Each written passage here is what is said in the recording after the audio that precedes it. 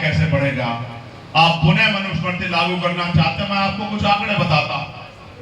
आप महसूस करके देखो, टीचर विरोध कर रहे हैं, बच्चे विरोध कर रहे हैं, सरकार को फर्क नहीं पड़ रहा। लखनऊ ग्रामीण में 383 स्कूल मर्जर यानी बंद किए गए हैं।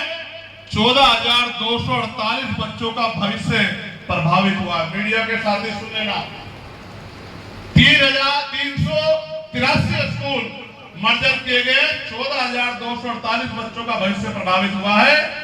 उसके बाद भांग के 48 ठेके खोले गए हैं, देसी शराब के 572 ठेके खोले गए हैं, कंपोजिट शॉप 400 खोली गई है और मॉडल शॉप 56 खोली गई है। 1071 शराब की और नशे की दुकानें खोली गई हैं और 383 स्कूल बंद किए गए हैं।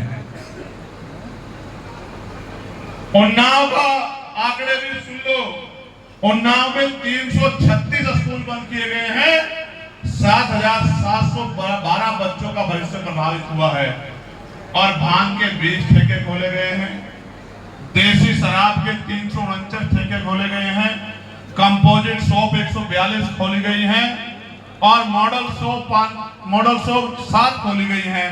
टोटल 578 नशे की दुकानें खोली गई। आप मुझे बताओ, आप चेक करा के देख लेना, एक भी नशे की दुकान बिजनेसमैन, पैसे वालों, पूंजीपतियों के मोहल्ले में, बस्तियों में नहीं होंगी। ये सारी नशे की दुकान गरीबों की बस्तियों में होंगी। कि गरीब का बच्चा स्कूल में ना पढ़े, गरीब का बच्चा इस नशे की आड़ में आके और इतना मानसिक शारीरिक रूप से कमजोर हो जाए कि वो अपने और अपने समाज, अपने परिवार का ख्याल ना रख पाए। आप ये सोचो, ये शराब की दुकानें, नशे की दुकानें खोलने की मांग तो कोई नहीं कर रहा है, स्कूल को बचाने की मांग सब कर रहे हैं, लेकिन स्कूल बंद किए जा रहे हैं और नशे की दुकानें खोली जा रही हैं। क्या नशे की दुकानों को बढ़ावा देने वाली सरकार गरीबों की हितैषी हो सकती है क्या? किसानों की आमदनी दुगनी करने वाली सरकार, सबसे ज्यादा किसानों ने सुसाइड अगर किया है तो इसी सरकार के कार्यकाल में किया है, उत्तर प्रदेश की सरकार के कार्यकाल में किया है। अगर डीएपी पे उसकी जो है उसका वजन कम हुआ है, दाम बढ़े हैं, सब्सिडी कम हुई थी सरकार के, उसमें लाइन लगी है, लोगों की जान गई, सरकार के उसमें हुई है। यूरिया पे अगर दाम बढ़े हैं, वजन कम हुआ है, लाइन लगी है, 4 बजे से लाइन लगी है और अब तो आधार कार्ड के लिए भी सुबह 4-4 बजे से जो है संशोधन की लाइन लगती है। ये लाइन में लगाने वाली सरकार है। ये लाइन से निकाल के, ये गरीबी से निकाल के विकास की तरफ ले जाने वाली सरकार नहीं है।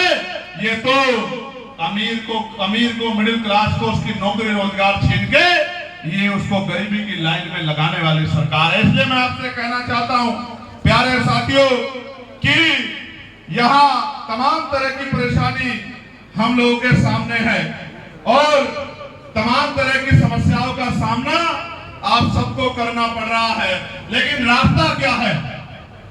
आप यहाँ आए हो, मुझे सुना है अपनी जेब से मेहनत कर कमाई का पैसा लगाया है और फिर अपने अपने घरों को लौट जाओगे। आप मुझे बताओ इससे बदलेगा क्या? पहले बताओ, आप अपने मन से आए हो या आपको पैसे में लाया गया है? बताओ, पैसा किसी ने दिया है या अपनी मेहनत की कमाई से आए हो? दोनों हाथ उठा के बताओ जो अपनी मेहनत की कमाई से आए हैं। बहुत अच्छे, तो आप मेरी बात पे अब गौर करो मेरे भाइयों।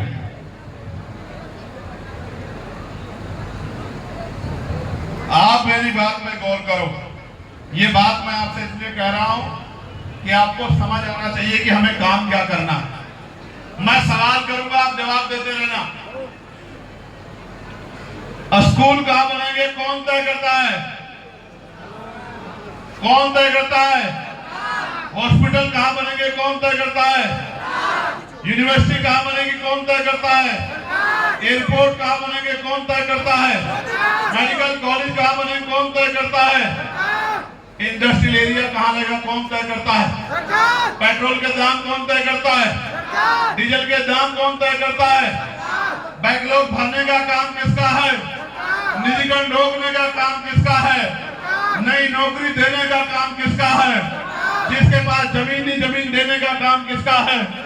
महिलाओं को रोजगार देने का काम किसका है? जिन पे आप घर में इनको घर देने का काम किसका है?